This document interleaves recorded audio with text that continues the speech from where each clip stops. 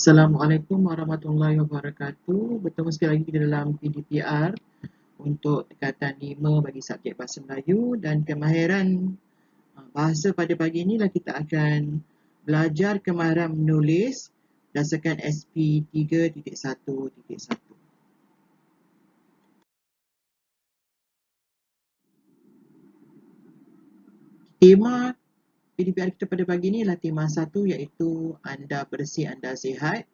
Dan standard kandungan kita pada pagi ini adalah standard 3.1 iaitu menulis untuk menerangkan makna kata dan istilah, rangkai kata, ungkapan dan ayat. Sementara standard pembelajaran kita ialah 3.1.1 iaitu menulis untuk menjelaskan maksud ayat. Itu menjelaskan maksud bermaksud untuk kita menerangkan, menghuraikan makna kalimat yang tersurat, maknanya kita nampak, dan yang tersirat, maknanya yang tersirat adalah maksud di sebalik sesuatu perkataan atau rangkai kata dalam sesuatu petikan dengan betul mengikut konteks. Konteks maknanya mengikut wacananya. Sementara objektif pembelajaran kita pada pagi ini ialah murid dapat menulis sekurang-kurangnya 4 ayat dengan betul untuk menerangkan maksud ayat dalam petikan mengikut konteks. Sebagai seintroduksi, kita akan menggunakan bahan pada muka surat 5 dalam buku teks iaitu berkaitan dengan panduan menghadapi wabak penyakit. Jadi bagaimana kita nak menghuraikan maklumat-maklumat ataupun ayat-ayat yang terdapat dalam petikan ini supaya jelas maksudnya. Jadi kita dulu akan tunjukkan, katakanlah kita nak mencari maklumat dalam ayat yang pertama ini. Itu ayatnya ialah pakai pelitup muka dan cuci tangan dengan sabun atau gunakan pensanitasi tangan. Jadi apa maksud untuk ayat ini?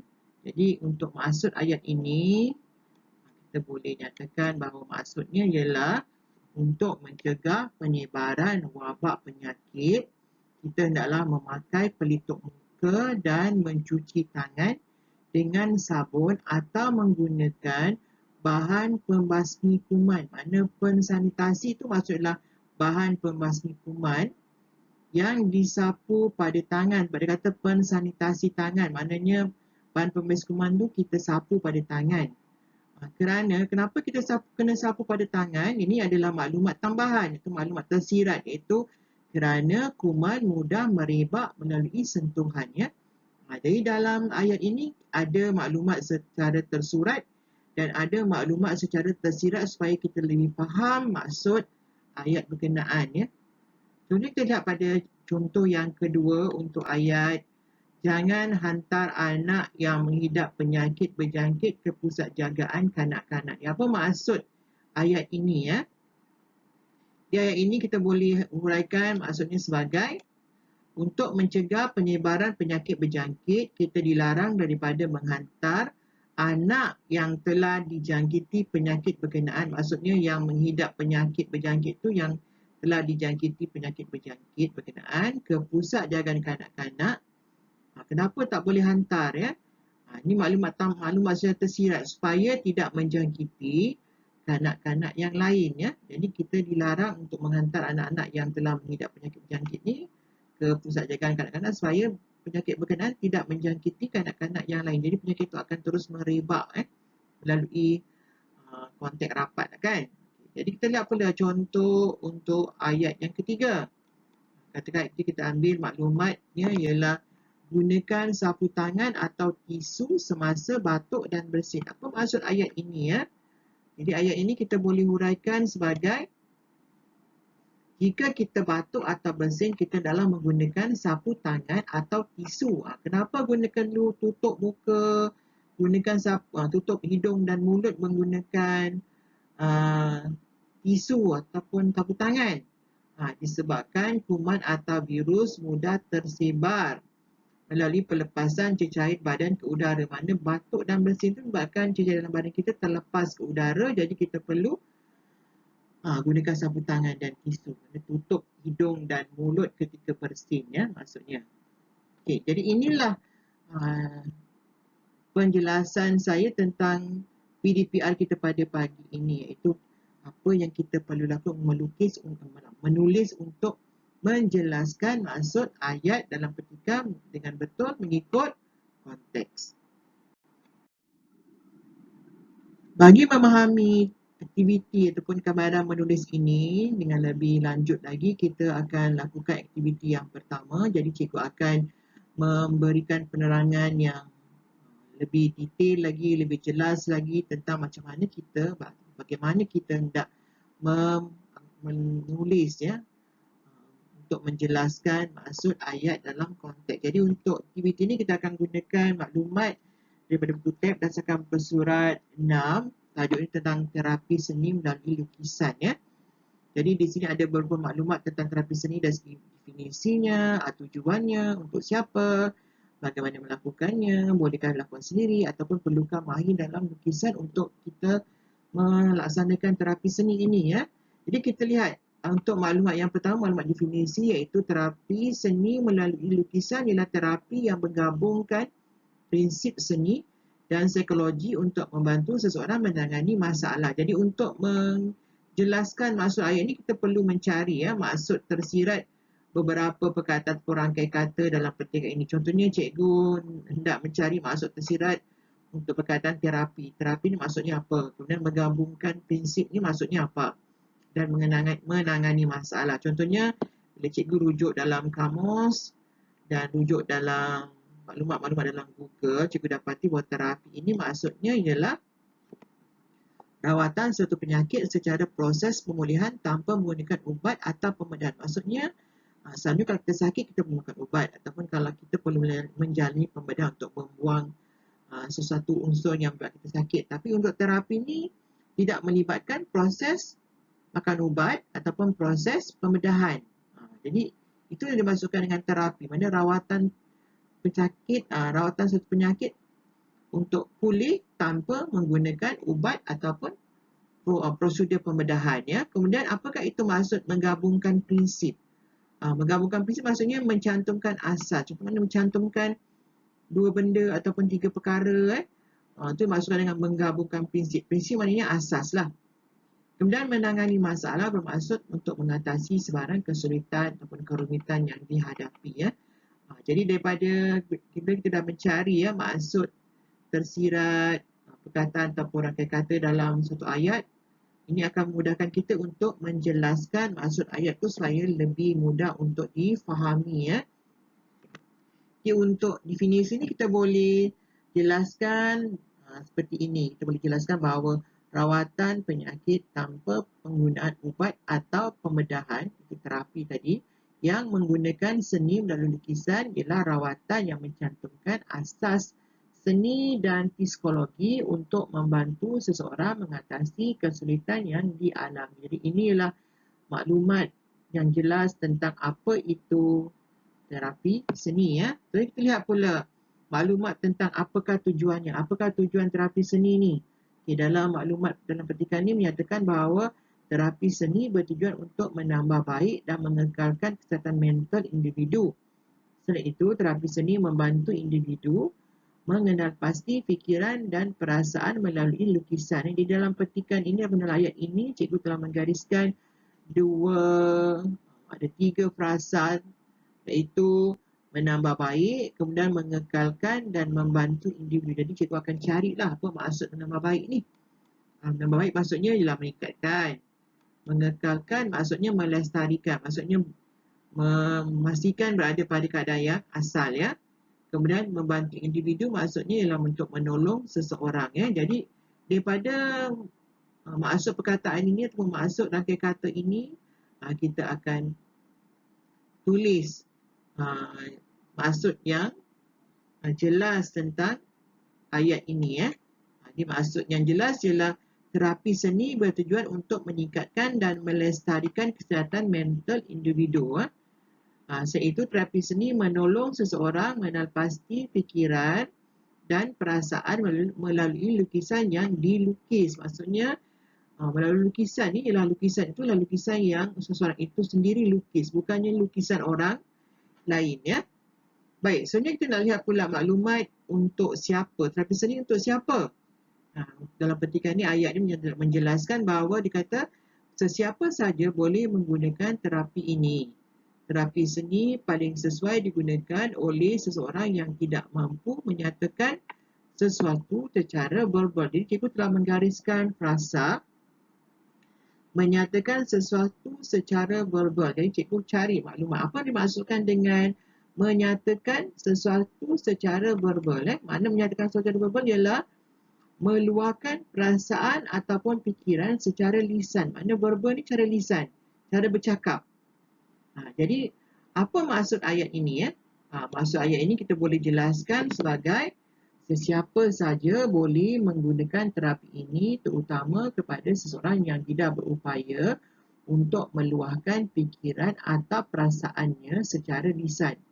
Itu yang kita nampak secara tersurat dalam petikan. Dan secara tersiratnya, kita kena jelaskanlah kenapa seseorang itu tak boleh menyatakan sesuatu secara verbal. Dia mungkin dia menghadapi masalah. Mungkin disebabkan masalah pertuturan. Mungkin dia gagap, mungkin dia bisu, mungkin dia telor. Mana telor dia tak boleh nak menyebut satu perkataan dengan betul. Jadi dia tak boleh nak bercakap secara verbal. Ataupun mungkin dia malu. Seorang yang malu, dia malu nak bercerita. Ceritalah, malu, segan kan. Ataupun dia tak mampu menyusun kata-kata yang mudah difahami oleh orang lain. Dia nak cakap tapi dia tak boleh nak menyusun kata-kata yang orang boleh faham. Jadi di sini yang dimaksudkan dengan menyatakan sesuatu cara verbal. Tidak mampu menyatakan sesuatu cara verbal kerana dia ada masalah. Jadi penjelasan kita tentang sebab seseorang itu tak mampu menjelaskan atau menyatakan secara verbal. Inilah maksud cara tersirat yang bila kita tulis begini orang akan lebih faham lagi mengapa tak boleh menyatakan sesuatu cara verbal, apa masalah-masalahnya ya.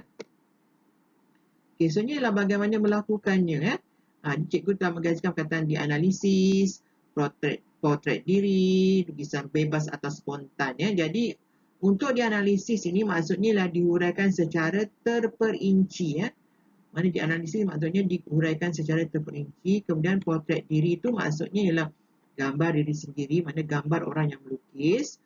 Ataupun lukisan bebas dan spontan maksudnya ialah lakaran yang terhasil tanpa dipaksa-paksa. Mana lukisan tu terhasil secara sendiri. Tak ada orang paksa-paksa ataupun idea tu tak datang dipaksa-paksa.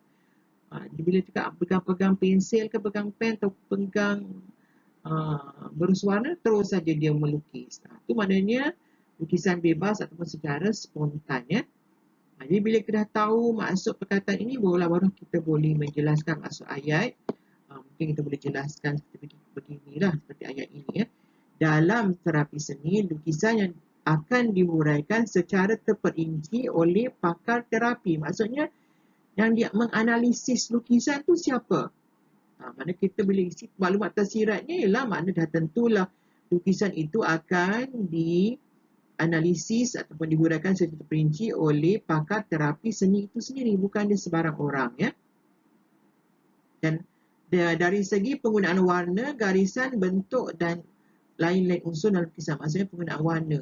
Kerana terapi seni ni warna tu menggambarkan perasaan kan. Warna merah dia punya perasaan apa, warna biru dan sebagainya. Jadi hanya pakar terapi seni saja yang faham dari segi maksud warna ataupun garisan. Dengan garisan lurus, bingkang-bingkuk, ke atas, ke bawah. Bentuk, contoh ada bentuk bintang, bentuk bulan. Mungkin tu berikan simbol-simbol tertentu tentang perasaan dan fikiran ya. Ataupun lain-lain unsur ya. Kemudian selalunya terdapat 3 jenis lukisan yang digunakan iaitu lukisan gambar sendiri, lakaran yang terhasil tanpa dipaksa-paksa dan lukisan keluarga. Jadi inilah maksud ayat berkaitan dengan bagaimanakah melakukannya yang telah kita jelaskan ya maksudnya. Seterusnya kita lihat pula dalam ayat bolehkah dilakukan sendiri ya. Ayatnya ialah seorang boleh melukis secara sendirian untuk mengurangkan stres atau untuk menenangkan fikiran. Walau bagaimanapun bimbingan daripada pakar terapi seni diperlukan jika seseorang mengalami masalah kesihatan mental ya. Jadi saya telah menggariskan perkataan secara sendirian dan masalah kesihatan mental. Apa yang dimaksudkan dengan kedua-dua rangkai kata ini ataupun frasa ini ya.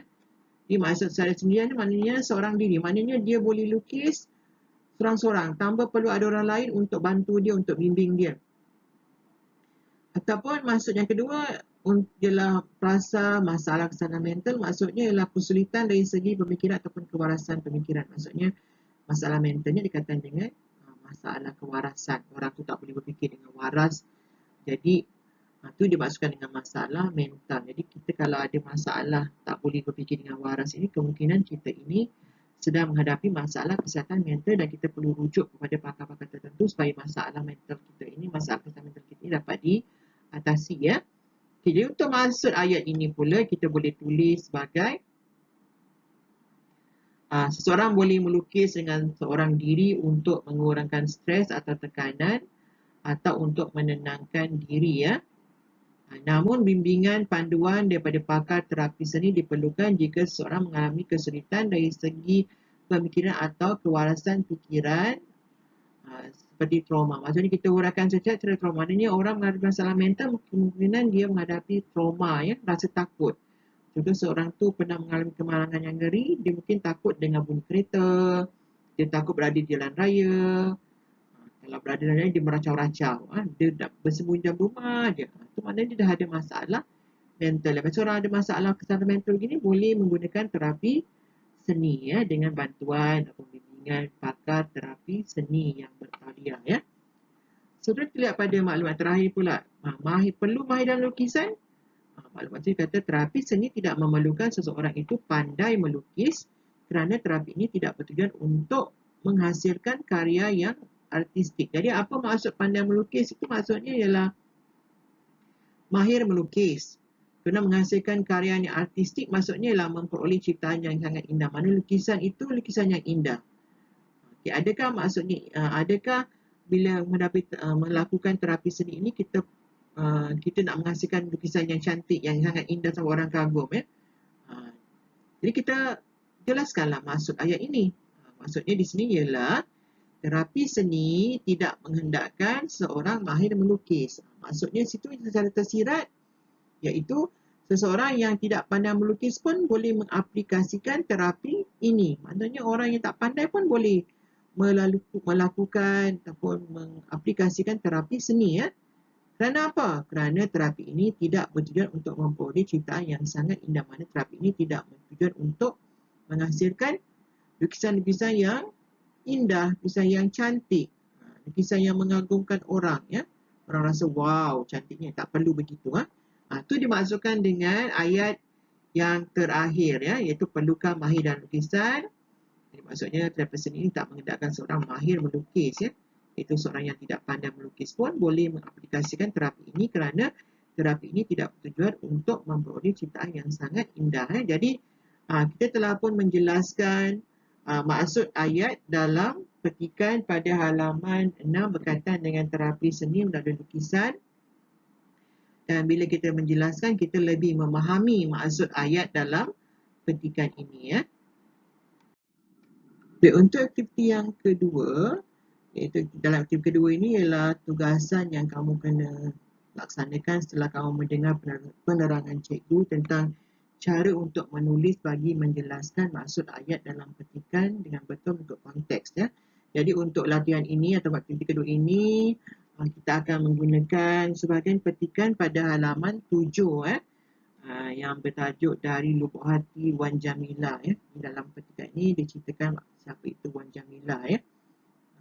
Wan Jamila ni siapa Jadi daripada lubuk hati Wan Jamila, petikan ini kita akan kamu akan menulis untuk menguraikan untuk menjelaskan maksud ayat ini. Dalam petikan ini ada 4 ayat, jadi kita bacakan ayatnya, iaitu Wan Jamila mencoret perasaan serta memori indah dalam hidupnya pada kanvas putih. Jadi cikgu telah menggariskan 3 frasa ataupun 3 rangkaian kata yang perlu kamu cari maksudnya, iaitu pertama mencoret perasaan, kedua memori indah, ketiga kanvas putih ya. Seterusnya ayat kedua, sebagai remaja autisme, dia lebih selesa berbicara melalui lukisan. Jadi kamu cari apa maksud perkataan autisme ya. Autisme ni apa? Kemudian selesa berbicara maksudnya apa? Contohnya ayat yang ketiga menurut ibunya Nur Hashimah binti Muhammad Nordin, lukisan menjadi medium untuk anaknya berkomunikasi dengan orang di sekelilingnya. Dia ada perkataan medium, berkomunikasi, kata dasarnya komunikasi, dan sekelilingnya, kata dasar sekeliling ya. Hanya tu adalah kata ganti nama. Jadi ada cari perkataan medium, lukisan menjadi medium. Apa maksud medium di situ? Berkomunikasi apa maksud berkomunikasi? Kelilingnya tu apa maksud kelilingnya tu? Kemudian ayat keempat, seni lukis merupakan suatu terapi yang mengembirakan Wan Jamilah. Di terapi tadi dalam aktiviti 1 cikgu dah sebut terapi ni apa. Jadi untuk tugasan pertama, langkah pertama untuk kamu menjelaskan maksud ayat dalam petikan, kamu kena tahu apakah maksud perkataan yang bergaris itu untuk membantu kamu menjelaskan maksud ayat dalam petikan. Ada 9 perkataan dan rangkai kata. Pertama saya ulang balik, mencoret perasaan, memori indah, kanvas putih, autisme, selesa berbicara, medium, berkomunikasi, sekelilingnya, terapi. Jadi putih, TIS ya. Okey, dan terapi. Okey, seterusnya tugasan kedua, selepas kamu menyenaraikan perkataan, masuk perkataan dan kata tu, kamu kena menjelaskan maksud setiap ayat dalam petikan di atas. Jadi maksudnya kamu ada 4 ayat ditolong ya. Jadi kamu kena jelaskan ayat-ayat berkenaan tu secara tersurat dan secara tersirat seperti yang telah cikgu ajar dalam yang pertama. Jadi inilah tugasan yang kamu kena selesaikan di rumah dalam buku latihan penulisan ya. Okay, jadi cikgu ucapkan selamat belajar, supaya semoga kamu dapat menyiapkan tugasan ini dengan betul ya. Sekian wabillahi taufiq wal hidayah. Wassalamualaikum warahmatullahi wabarakatuh. Kita jumpa lagi.